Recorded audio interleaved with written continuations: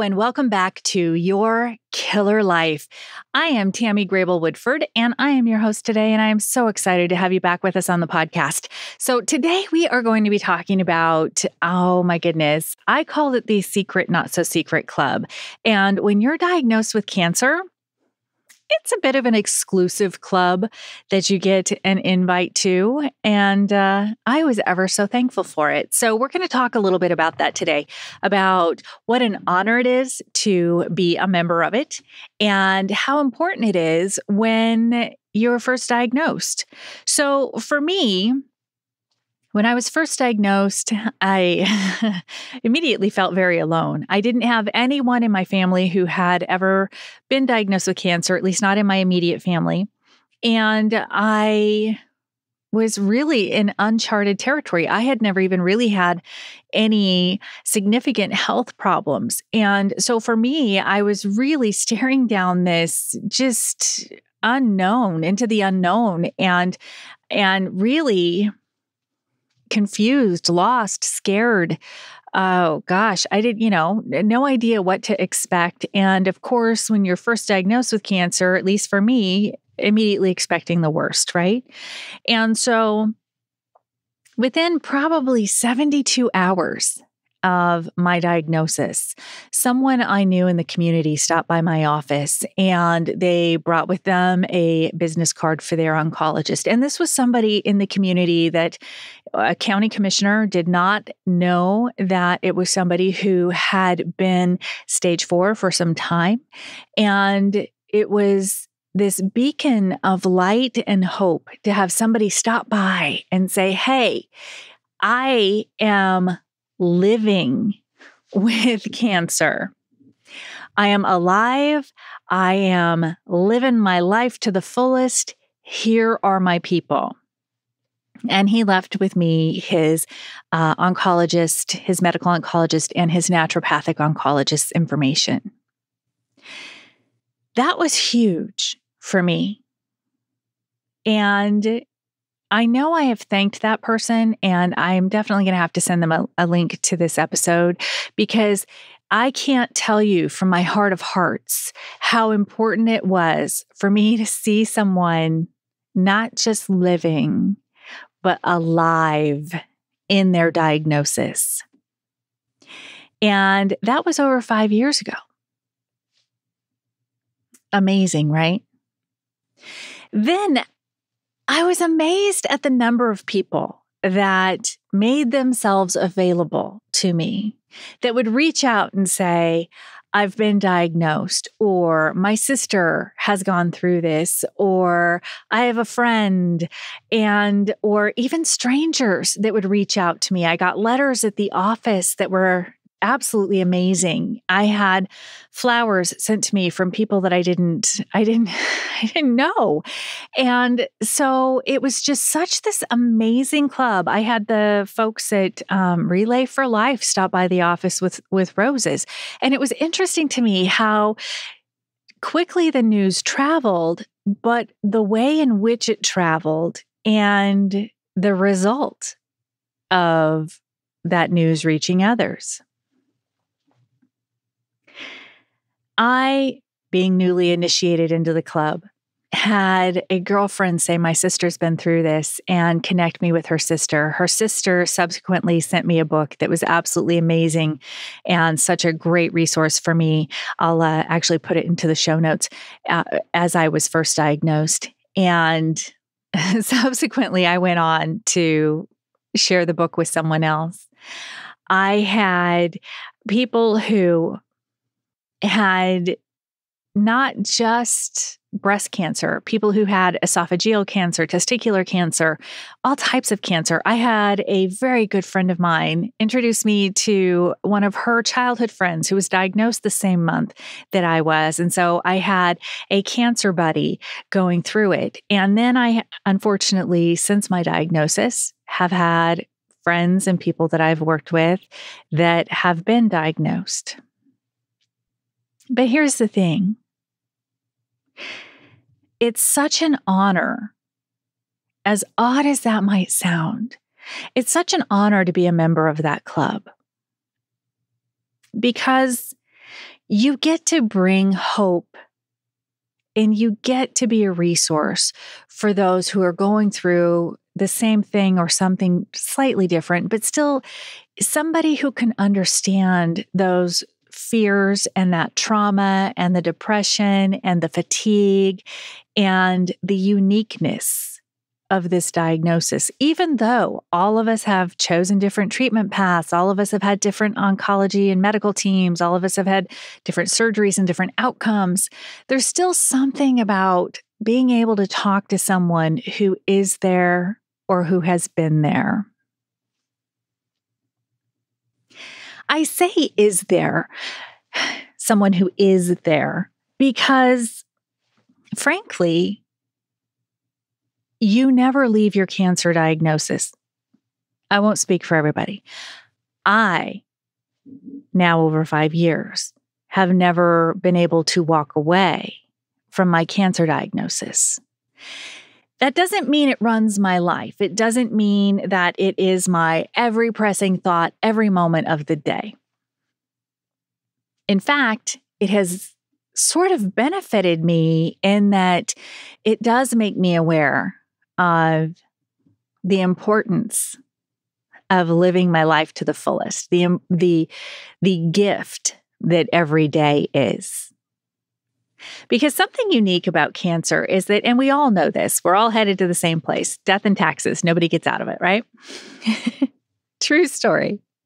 So we all know that.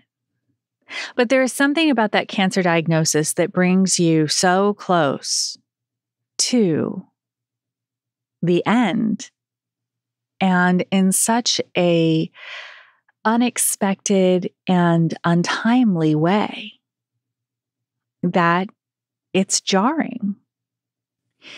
It really provides an opportunity for reflection. Cancer is scary, and you don't want to go it alone, and very few of us do. We have friends and we have family, but there's something different about somebody who can share with you their experience. And there's something critical about being able to reach out to someone who understands. For those of you who have not been diagnosed with cancer, it might surprise you to know that we can have a conversation and be in absolute tears talking about terrible news, a bad scan. And in the next breath, we can be laughing and loving. It's not a continuously sorrowful existence, nor is it a continuously joyful or grateful existence. It is a complicated existence. I'm thankful for those that have shown me the way through their experience. I'm honored to be a person that some people have chosen to reach out to. It's a joyful and it's a sorrowful and it's a heavy gift.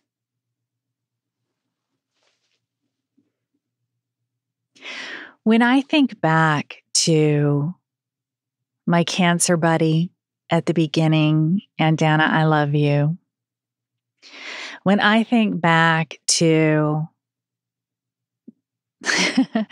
Lori, who shared with me her experience and treatments, when I think back to Randy, when I think back, and I know I'm going to forget somebody and I'm going to feel terrible about that, but I think back to so many people, to Sue's connecting me with her sister, to, so many people and so much love and so much empathy, to Kurt, who shared his own story. Each of these people have provided me with wisdom, with love, with their energy, the gift of their time. And it's so amazing that I'm 5 years out and these folks that were diagnosed before me or battled at the same time I did are continuing to thrive. And I think that that is one of the more bigger myths that I want to bust, right? When we're diagnosed, look, we don't know when our time is going to come. And I just had a powerful conversation with a friend of mine who is battling metastasis. And doctors phrased or gave a timeline. And I just wish they wouldn't do that. I know that they want us to prepare as cancer patients. And I know there's the whole false hope dichotomy. But the thing is, none of us has some secret expiration date that only a certain provider can see. And the reality is that I got second opinions on everything. And guess what? Rarely did they agree on anything. And so in having that conversation, pointing out that really, when you're given this diagnosis, your job is to do everything that you can to be on the tail end of that bell curve, right? Where your whole purpose is to extend your life and maintain a quality of life for the longest amount of time that you can. And so you've got to feed yourself and feed your soul and feed each other. It is an honor when a newly diagnosed person reaches out and says, "Hey, I was just diagnosed. Talk to me." I'm so thankful for all of those people who were there for me when I was at that moment. With cancer came community, and I did not expect that. I don't know what I was expecting. I don't know if I was expecting, I don't know, I was probably expecting what you see on commercials during Pinktober, right? Like, that's what I was expecting. And now here I am podcasting and bringing to you additional women and people who have had a cancer experience and are living and thriving through it. Cancer does not equate to an immediate demise. People are living with cancer for longer periods of time. And I want to kind of start reframing the conversation around living with this as an autoimmune or as a I guess terminal disease, but living with it, really, that's the bottom line. Living with cancer instead of waiting for cancer to rob us of our essence and rob us of our life. One of my oncologists, I'll be honest, I wanted to throat punch him, but one of my oncologists said to me, many people find cancer to be a gift. Okay, if you were newly diagnosed and you heard me say that, I know you want to throat punch me right now. As odd as that might sound, in the end, I shouldn't say in the end, later, that did present to be true for me. It created opportunity for me to make the changes in my life that frankly were past due, for me to begin prioritizing things and, more importantly, people. created the opportunity to step away from my identity being my work to exploring and getting to know my identity as me, who I am, what I like, what I enjoy doing. Cancer was a gift of people. Some of the most amazing, strongest, most talented, most giving, most loving, most joyful people are people who are thriving through this. In some ways, it's a requirement because for us to get through this, and I will tell you one thing a couple of my doctors agreed on is that mindset was critical to success when it comes to cancer. That mindset is what is going to create good outcomes. And when they say good outcomes, they mean live, right? And that was so critical and so important for me to understand. And even though I did not like it when I heard the oncologist say it, in the end, I can see how it is that patients had shared with him how important that transition and transformation was and what a difference it made for them in their lives. That's not to say it doesn't get heavy. I had a heavy week.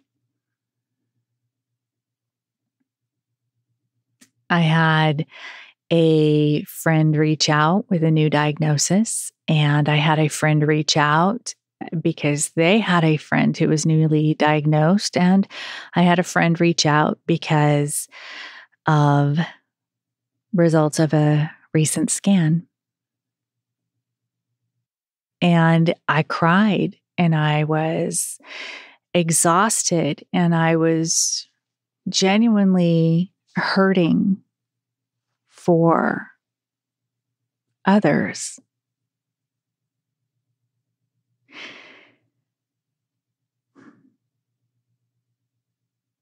In a world where we almost sometimes glorify selfishness and self-focus, what you find in the cancer community, in that cancer club, if you will, that secret, not so secret club,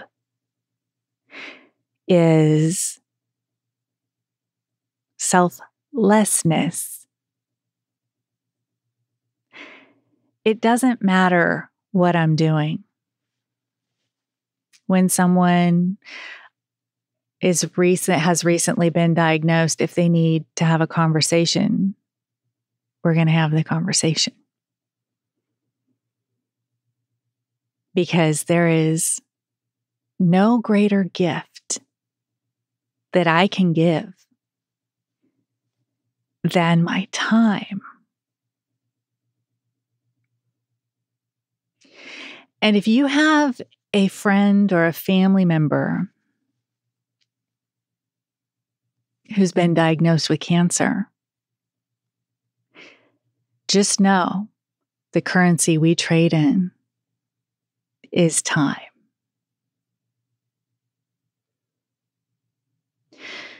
There is truly, people say, time is money. Time isn't money. Time is your life. It is quite literally an exchange of your life for whatever it is that you are doing, for whomever it is that you are talking to, for every little bit of our existence. Time is life. It's interesting to think of time as your currency, and it's critical. And it's an awareness and a gift of awareness that comes with the cancer diagnosis. So,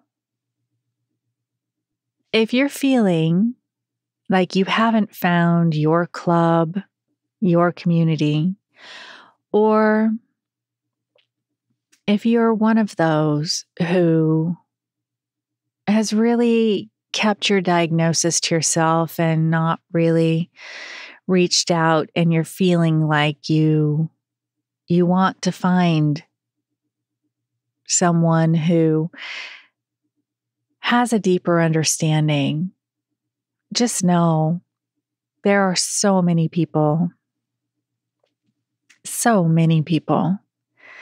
and you may very well in your circle of friends have a number of individuals who are surviving and thriving or have that cancer history.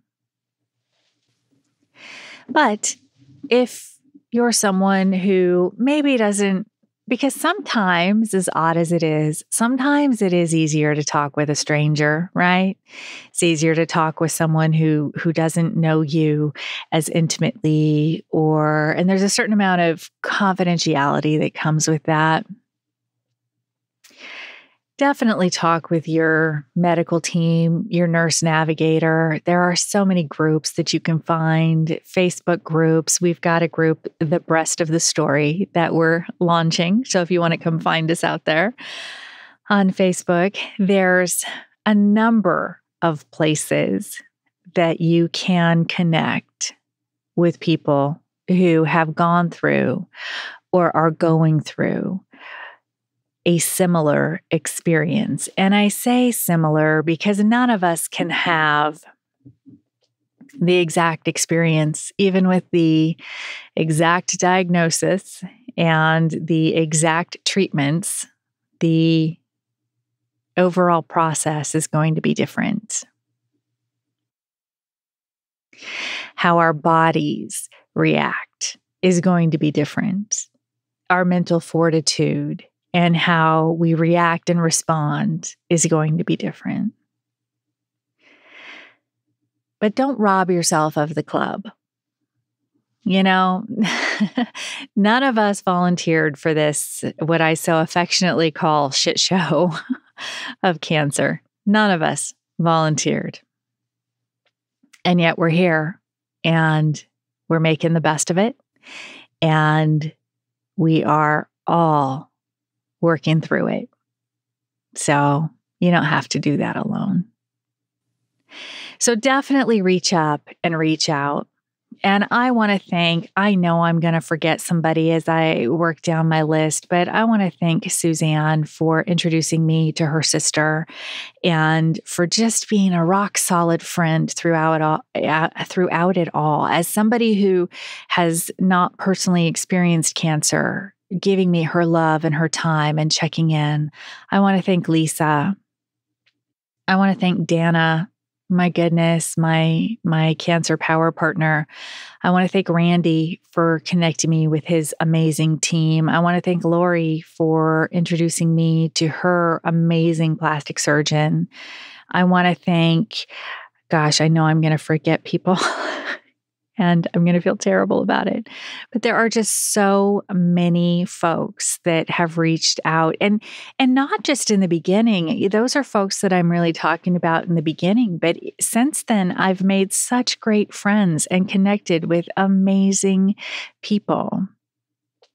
And I just am so grateful and so thankful to have them all in my life. And I'm so honored to become a resource for folks as I continue my path to healing and continue to thrive through this and hopefully be a source in the light. And I just, in some strange ways, I have gratitude, not for cancer.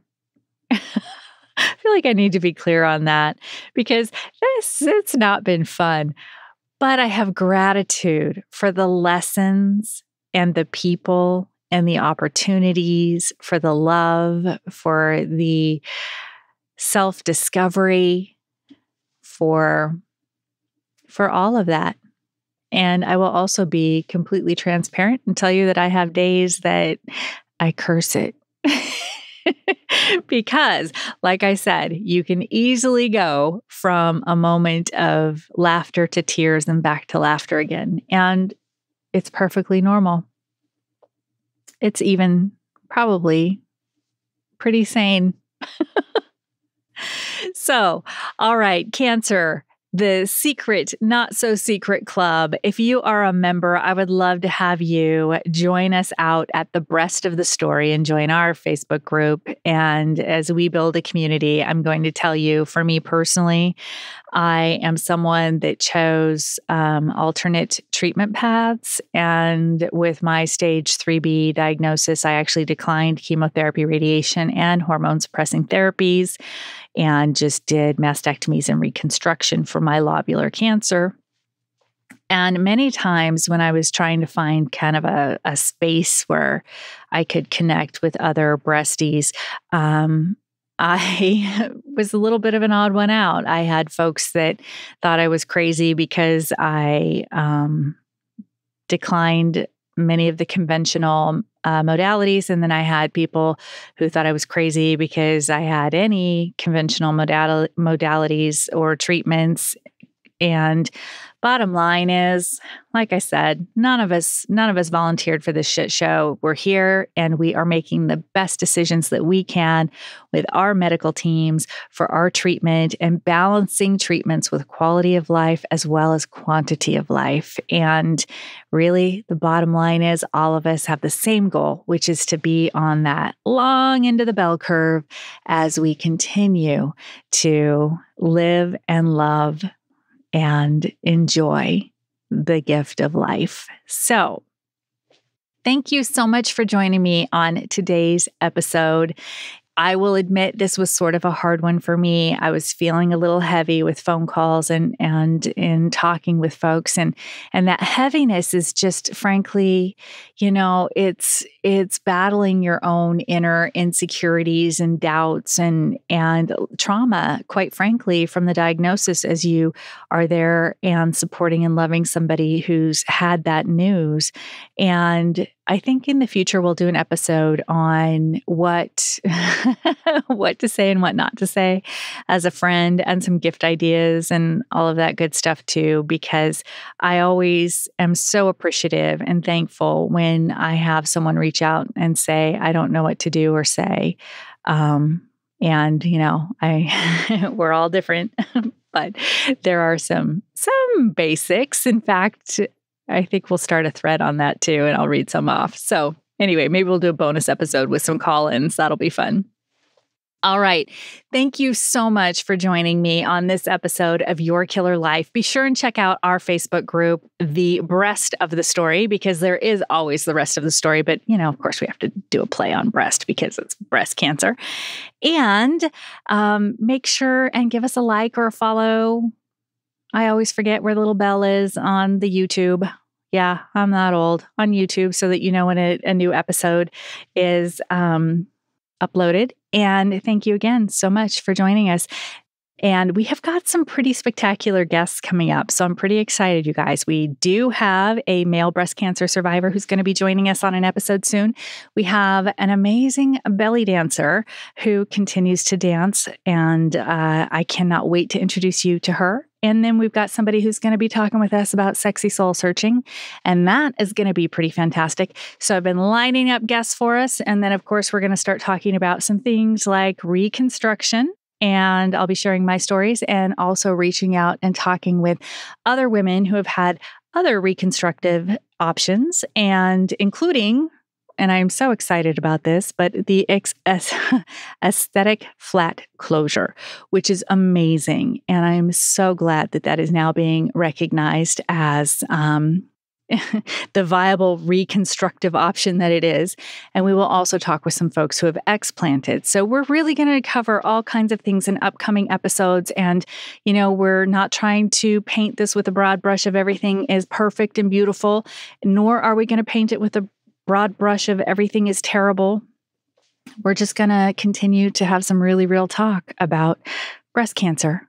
And we're going to continue to talk about how we can continue to build a killer life. Thanks so much, you guys. Have a great week, and we'll see you next week on the next episode.